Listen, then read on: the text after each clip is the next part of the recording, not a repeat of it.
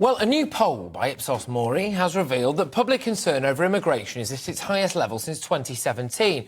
Revealing the poll's findings, Ipsos added that the proportion of Brits naming immigration as one of the biggest issues facing the UK had almost doubled since the start of the year. Look, the figures also suggest, of course, the public are apparently equally as concerned about the economy, inflation and the NHS. It's worth noting that fear over inflation has actually dropped a bit as well, as has indeed inflation recently, so there we go. Look, quickly, before I go to my debate on this, I've been asking you, gbviews at gbnews.com, wonderful people, what you think the biggest problem facing Britain is. Law and order is a big one. It's an interesting one here from Andy. MPs constantly getting pay rises but doing very little for it. Boats still coming. Tax still high. MPs doing nothing, he says. Nice to get a day's wage for signing in. Sylvia says, Patrick, I agree with you regarding some of the problems about our control of immigration. It's refreshing to hear the truth being spoken. She says it's time to cap legal immigration. And just one more from Sarah. Sarah thinks that the issues with immigration affect everything else. This is Sarah's view. You know, it's things like gun and knife crime. She says housing shortages, NHS backlogs, lack of GP and dentist appointments, school places, national debt. The list goes on. She says UK citizens have had enough of it. Well, that latest Ipsos poll certainly suggests that more people than ever since 2017 are increasingly concerned about immigration. So I think, I don't know about you, but it might be time to have a good debate on it, eh? Oh, is immigration currently the most pressing issue facing the country? To debate this, I am joined by the leader of the Heritage Party, it's David Kurtern, and the former Labour MP, Stephen Pound. Chaps, thank you very much. Great to have you on the show. David, I will start with you. Is immigration the biggest problem facing Britain?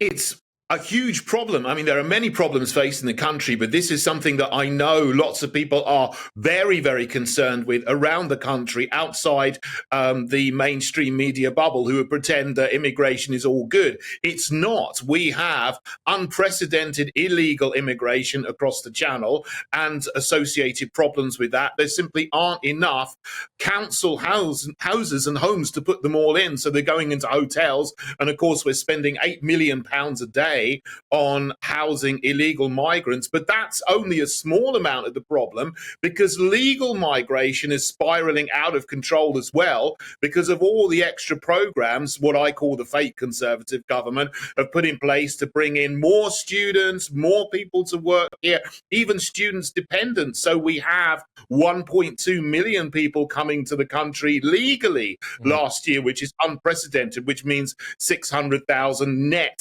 coming to the country. It's simply unsustainable, and people are feeling the pressure and effects on it, which is why it's a big concern. OK, so I'll throw the same question over to you, Stephen, former Labour MP. Is immigration the biggest issue facing ordinary Brits, do you think? Should it be? Yeah, nowhere near. But can I first of all just say what an absolute delight it is to see David Kurtern again. He and I once debated each other at Greenford High School. I think it was the GLA you were standing for, or Castle Point in Essex, right, or somewhere. OK, I'm going to stop you there, Stephen. Nobody cares, right? Is immigration the biggest issue facing Britain or not? No, it isn't. No, it isn't. Right. It's increased, and you're quite right. You've said it's increased, but the reality is that the issues that affect most people, purely and simply, are the cost of living, the cost of energy, the cost of staying alive. The figure that David just gave you represents 1% of the population of this country. So his net migration figure is 600,000. It's 1%. That's not the end of the world. Look, I think the problem that most people have is, first of all, it's the optics. The idea of these boats rocking up on Dover Beach looks terrible, and it looks as though we have no control. It is not just about immigration. It's about national security. It's about the people who may be coming there. So at the moment, immigration numerically is not a huge problem, but it's who is coming over. And also, Patrick, also the concentration in specific areas. And I think that's an issue that goes right the way back to the Windrush generation in Brixton, the Irish in Kilburn, and so on and so on, the Huguenots in Spitalfields. Yeah, before I throw it back to David, so Stephen, could you rank it for me then, right? What are the top 3 issues for you facing Britain then? Go on. Right. Cost of living, public safety, and the health service. OK, great. All right, David, I'll throw it to you, because some people might say, David, that immigration feeds into a lot of that. Yeah, it does. I mean, absolutely. It knocks on and it has a knock-on effect of all these other issues. I mean, Stephen says, okay, it's only 1% of the population coming over every year. But that means in a decade, if it's sustained at that level, that means the population increases by 10% in a decade. And we're simply not building enough homes for people. I don't want more homes built anyway, because the country is full, and I don't want to destroy the countryside and the historic character of our towns and cities to build lots more homes for people who are coming over that we don't need to come over, because we should be training our own young people to do the jobs that need to be done in this country in the first place, let alone the effect on health services, the pressure on dentists, on GPs, on hospitals, on education, and everything else. And transport is more crowded. So, it's just out of control. We need to put strict cap on legal migration and stop the boats coming from France to solve this problem. And before I throw it back to Stephen, David, what is your cap on legal migration? Yeah, I would say, well, at the moment, we have 100,000 students, bring that down to 100,000. We have 200,000 permanent work visas, bring that down to 100,000. And that would cut legal migration in half at a stroke. Can I just say why that doesn't work? It's an answer. Go on, Stephen. It doesn't. Look, what happens if you have another Ukraine, you have another Hong Kong? Well, you have a situation like that. When that happens, all your figures go out of the window. You can't. What you need to do is not talk about numbers. No politician can ever say that we're going to reach a certain number. Then the minute you hit that number, some Afghan interpreter is told you can't come in because we've hit the number. It doesn't work. Okay. What we've got to do is get control of the situation, get control of the processing of people, weed out the wrong uns, and actually let those people in to do what we've always done in this country, which is be a proud multicultural all right, Stephen, I'll stay with you on this. Do you think that issues that we are seeing now with overcrowding in the NHS, whether that's to do with actual hospitals or getting GP appointments, whether it's to do with housing as well, for example, education system having to find 213,000, according to Suella Braverman, new school places by 2026, I think it was she said there, and those children, a lot of them, 1 in 5 now born with foreign-born mothers. Do you not maybe think that a lot of the other issues facing Britain could be solved if we solved our immigration problem, Stephen? Well, I don't think so. I mean, let's face it, if we took all the foreign-born patients out of the NHS and imagined it with taking all the foreign-born doctors and nurses out of the NHS, would you be better off? Would you be worse off? I don't know.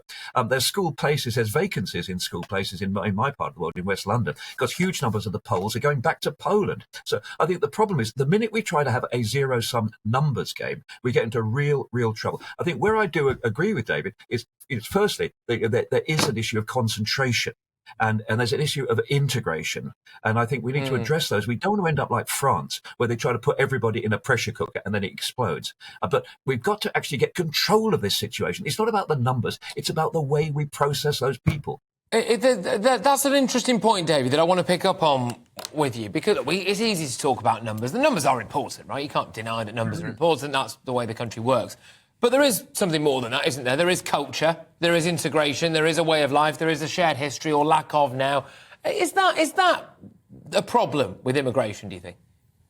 Yeah, it is, especially at the moment. You have people coming, say, from Albania. You have people coming from other countries in the Middle East who have very, very different cultures from us. And a lot of them, and the majority of them coming over in the small boats, are not coming because they are genuine migrants who are fleeing for their lives. They're economic migrants. They're not genuine asylum seekers. They're almost all military-aged men coming over, and they're here often, they disappear into the black economy when they get here, or they're happy to sit in a 4-star hotel and get rewarded for coming over. They wouldn't come over if they had to go and fend for themselves, for example. So if they are genuine asylum seekers coming over, seeking asylum, they would be with their families. There would be families with children and women as well, not just all military-aged men. But again, numbers are important, and the legal migration of 1.2 million gross is simply unsustainable, and that could easily be reduced by half if you put strict caps on work and student visas, as I've said, and that needs to be done. Now, Stephen, I'll give the final word to you on this. Can I ask you whether or not you feel as though we are being asked to take part in some kind of giant Ponzi scheme as a nation, really, which is that if we have an amount of immigrants that arrive every single year, we know that our GDP will look a bit better on a spreadsheet. But per capita, we're worse off, aren't we? No, hang on a second. I mean, the Ponzi scheme is an interesting idea. There's a huge amount of evidence, I'm thinking of particularly the Cambridge economics one, which says the first generation of immigrants to this country contribute massively. They work damn hard. The first generation creates the money. The second generation looks after it. And the third generation spends it. So, there's a certain amount of evidence about that. But look, as far as I'm concerned, we actually should be getting a grip on this and sorting it out. Where I do agree vehemently with David is that we should be training our own people. And the idea that so many companies use immigration as an excuse for doing nothing in the way of apprenticeships, that's for the birds. We've got to get a grip on it. And so let's forget about the numbers. And I think also David's anecdotal evidence about people being of military age. I mean, I'd like to see the stats on that because I don't actually see that on the drill down. So look, let's get a control over who we've got coming in here, but let's not demonize, an entire group of people, particularly, those for whom this country is a beacon and for whom, this country provides a great hope for them. And let's face it, we do pretty well out of them in many cases. No, indeed. Look, both of you, thank you very much. Great to have you both on the show. Fantastic way to kickstart this hour. That is David Kurtern there, as the leader of the Heritage Party, always a popular guest on this channel, and the former Labour MP, Stephen Pound.